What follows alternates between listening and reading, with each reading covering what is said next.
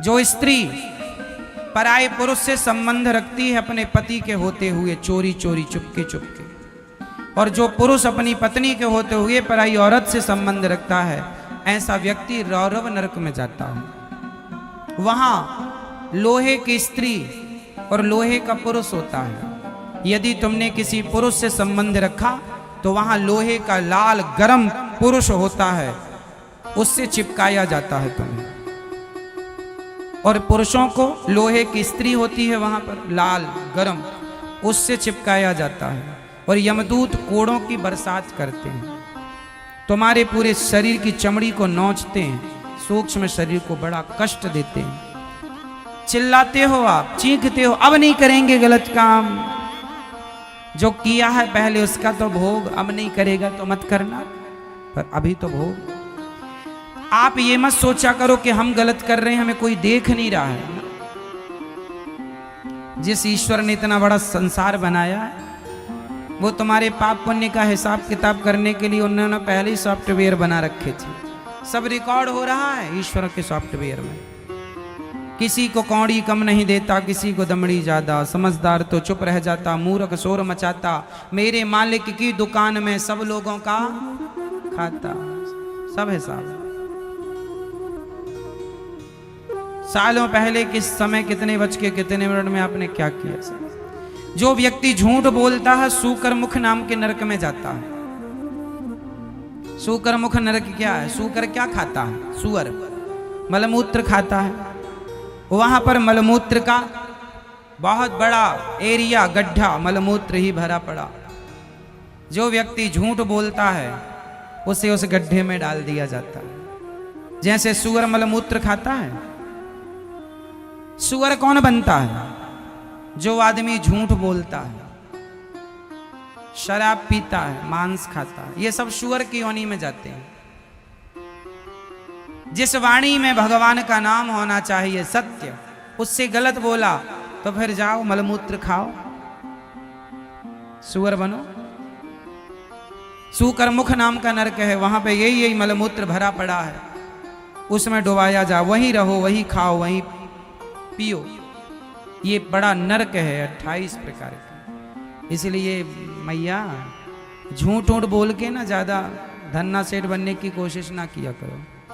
धन्ना सेठ तो हो जाओगे लेकिन सुअर बनना पड़ेगा।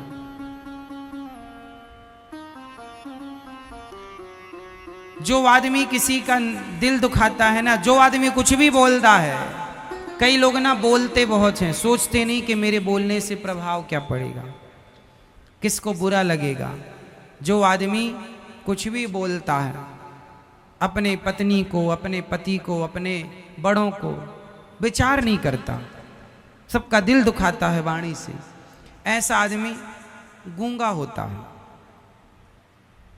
भगवान बोले तेरे से बोलने ही नहीं आ, दिया तो था वाणी, कुछ भी बोलता, गूंगा। असी पत्र बन, ऐसे नरक में जाकर के वह नरक में जाता है। कुंभी पाक नरक है। जो मांस वांस खाते हैं कुंभी पाक नरक में भी जाते हैं। जो किसी की हत्या करते हैं, बच्चों की हत्या, गर्भ में किसी का मर्डर, वो अंध तामिश्र नरक में जाते हैं। वहां पर बड़े बड़े पेड़ हैं जिनमें कांटे नहीं, चाकुओं की तरह नुकीले नुकीले बड़े बड़े कांटे, नीचे कांटे ऊपर कांटे, वहां दौड़ाया जाता है, तुम्हें चुभते हैं, बड़ा दर्द, पूरा शरीर लहू लुहान। उसी जंगल में ना कुछ खाने का ना कुछ पीने का, बस दौड़ाते रहते हैं, मारते, कोड़े बरसाते हैं यमदूत। ये सब नरकों का वर्णन है। यहां आपको लगता है कि कौन देख रहा है, नहीं नहीं, सब हिसाब होगा ना, आखिरी में भोगना पड़ेगा। भीष्म पितामह जैसों को भी कर्मदंड भोगने पड़े बाणों की सैया पर लेट कर, तो हम और आप कौन है?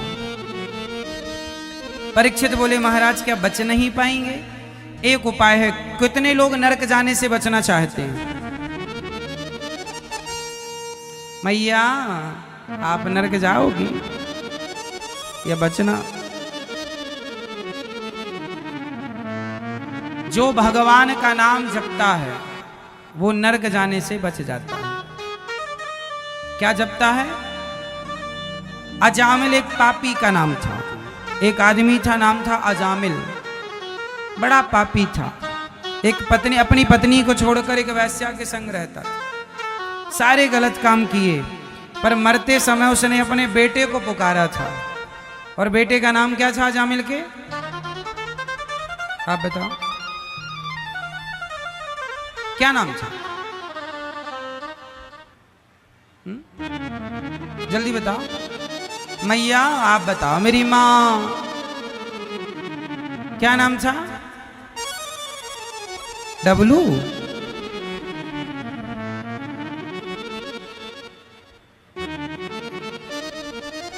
क्या नाम बता रही हो मैया? गप्पू? नारायण? बुलाया बेटे को, बेटा नारायण दूरे क्रीडन का सक्तम पुत्रम नारायणावयम प्लावितेन स्वरेणोच्चैराजुहाव जितेंद्रिय। अजामिल ने जब बेटे नारायण को बुलाया तो बेटे ने तो नहीं सुना, परम पिता परमात्मा ने सुन लिया। मेरा भक्त याद कर रहा, जाओ नाम कलयुग केवल नाम आधारा, सुमरि सुमरि नर उतरहि पारा। कलयुग में नाम बड़ा है, इसलिए हमने कल आपसे क्या कहा था कि नाम जप करो। क्या नाम करो? खूब नाम जपो भगवान का, खूब। जो नाम जप कीर्तन करेगा, पति पत्नी बेटा बेटी सब बैठो कीर्तन करो, श्रीमन नारायण श्रीमन नारायण, खूब नाम जपो। नाम जप से ही पाप कटेंगे।